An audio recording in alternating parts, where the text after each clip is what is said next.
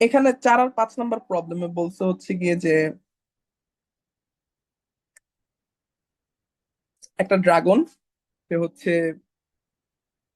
5টা করে গাছ ধ্বংস করে প্রত্যেক 10 মিনিট পর পর 5টা করে ধ্বংস করে ফেলে। তো দুইজন ওয়ারিয়র হচ্ছে গেমটা খেলতেছে, মাজেদার ইমন, তারা কি করতেছে 6 মিনিট আর 14 মিনিট পর পর অ্যাটাক করতেছে। বাট ওই ড্রাগনটা অনলি অ্যাটাক ফিল হয়, মানে ও মানে মাইর খায় তখনই যখন হচ্ছে ওই দুইজন একই সাথে তাকে ফায়ার করে, fire at the same time. ঠিক আছে, একই সাথে যদি ফায়ার না করে তাহলে হবে না। তাহলে আমরা বুঝতেছি এই 14 আর 6-এর যে এলসিএম বা হচ্ছে লসাগু সেটা নিয়ে কাজ করতে হবে। 14 আর 6-এর এলসিএম আসে প্রবাবলি হচ্ছে 42। তার মানে 42 মিনিটে যে এই ড্রাগনটা একবার করে হইলে মানে মাইর খায়। তো বলছে দ্য ড্রাগন ফ্লাইস হবে, মানে উড়ে চলে যাবে, পালায় চলে যাবে যদি হচ্ছে 3বার মাইর খায়। তার মানে 42 মিনিটে যেহেতু হচ্ছে 42 × 3 কত হবে, 126 পরে ও হচ্ছে মারা যাবে বা হচ্ছে উড়ে চলে যাবে। এই ততক্ষণে এই ড্রাগনটা কতগুলো গাছকে পুরাই দিছে। তার মানে আমার 10 মিনিটে ও 5টা করে গাছ পুরাই দিতেছে। তার মানে জাস্ট ইট সিম্পলি লাইক হচ্ছে আমার ফার্স্টে 126 কে 10 দিয়ে ভাগ করতে হবে, যেটার অ্যান্সার আসবে আমার হচ্ছে 12.6। তার মানে হচ্ছে 12 মিনিটে হচ্ছে যতগুলো গাছ পুরাইতে পারে, 13 মিনিট পর্যন্ত যাইতে পারে নাই।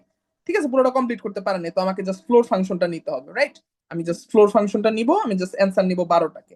আর 12কে 5 দিয়ে গুণ করলে হয় 60, অ্যান্সার হবে হচ্ছে 60। ও হচ্ছে 60টা গাছকে হলো পুরাই দিতে পারছে।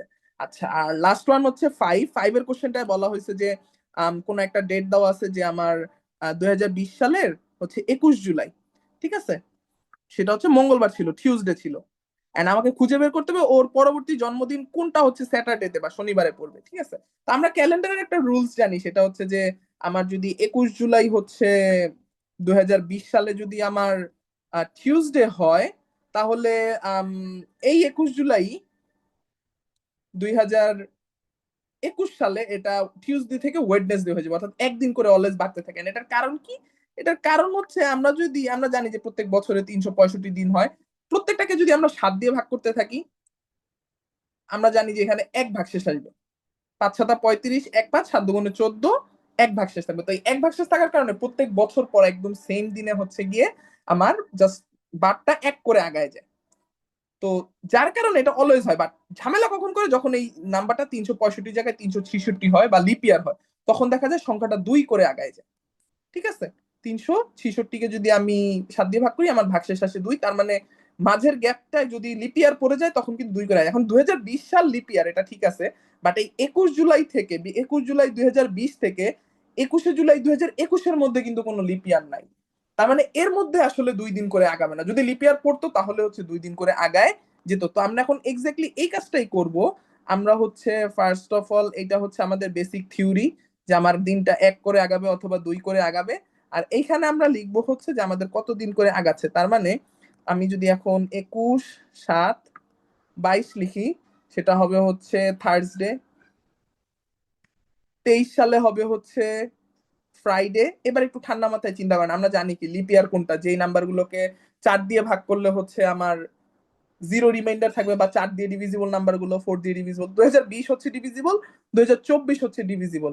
21 7 মানে 21শে জুলাই 2023 সাল থেকে 21শে জুলাই 2024-এর মধ্যে কি লিপ ইয়ারের ওই এক্সট্রা দিনটা পার হয়ে গেছে? ইয়েস, গেছে। তার মানে এবার দিনটা একদিন আগাবে না, মানে ফ্রাইডে থেকে স্যাটারডে হবে না, এবার বরং দিনটা হয়ে যাবে সানডে। এইটাই হচ্ছে গিয়ে আমাদের এই ম্যাথটার বেসিক ঝামেলা বা বেসিক কনসেপ্ট। তো এইটুকু যদি আমরা বুঝতে পারি, এখন জাস্ট হচ্ছে আমাদের আর বেশি কষ্ট করা লাগবে না, আমরা এখন জাস্ট সিরিয়ালি আগায় যাব। 25 সালের সেম দিনে আসবে হচ্ছে ওর সানডের পরে আসবে হচ্ছে মানডে। 26 সালে ওর আসবে হচ্ছে টিউসডে। 27 সালে আসবে হচ্ছে ওর ওয়েডনেসডে। 28 সালের যখন 21 তারিখ আসবে, তার মধ্যে দিয়ে কিন্তু লিপ ইয়ার পার হয়ে যাবে, যার কারণে থার্সডে একই সাথে ক্রস করে হয়ে যাবে Friday. And finally we got the answer যে 29 সালে হচ্ছে ওর জন্মদিনটা স্যাটারডেতে পড়বে। তার মানে এটার অ্যান্সার হচ্ছে 2029 সাল। এন্ড এটাই হচ্ছে ওর সবচেয়ে কাছের ইয়ার, যেখানে ওর হচ্ছে ওর জন্মদিনটা হচ্ছে শনিবারে হবে। এটা আরেকটা কনসেপ্ট হইতে পারে, but I am not sure about that যে ওইটা আসলে অ্যান্সার কিনা। সেটা হচ্ছে যে আমি জানি এবার রিভার্স কাউন্টিং, যে 2020 সালের 21 জুলাই যদি ওর জন্মদিন মঙ্গলবারে হয়, এটা উল্টা দিকে কাউন্ট করা যাবে কিনা, যে লাইক 2019, 2018, 2017 দেখা যেতে পারে যে ওর জন্মদিন যদি 2017তেও শনিবারে হয়ে থাকে, তখন এই 2020-এর সাথে কম্পেয়ার করতে হবে আমার আইদার 2017 অথবা 2029। এখন 29 হচ্ছে 9 বছর দূরে, 17 হচ্ছে 3 বছর আগে। নিকটতম বলতে যদি ওই 2017-কে বুঝায় বলতে, তাহলে সেটাও অ্যান্সার হইতে পারে। বাট আই থিঙ্ক আমরা নর্মালি যে যেসব কাজ করে থাকি, আচ্ছা sorry, I am extremely sorry, এখানে বলাই আছে পরের, যে ইন দ্যাট কেস সেটা যদি যে আপকামিং ও বলে দেওয়া আছে, তার মানে অ্যান্সার হচ্ছে 29 হবে। তো আমি জাস্ট এটা বলে রাখলাম যে উল্টাটাও যদি কখনো করতে হয়, তখন আমরা আসলে কি করব। উল্টাটাও এই সেম থিওরি, জাস্ট হচ্ছে এবার 1 বিয়োগ হবে অথবা 2 বিয়োগ হবে। আমার 20 সালের যদি 21শে জুলাই যদি মঙ্গলবার হয়, তাহলে আমরা বুঝতেছি 19 সালের 21শে জুলাইটা ওর মঙ্গলবারের বদলে সোমবার হওয়ার কথা।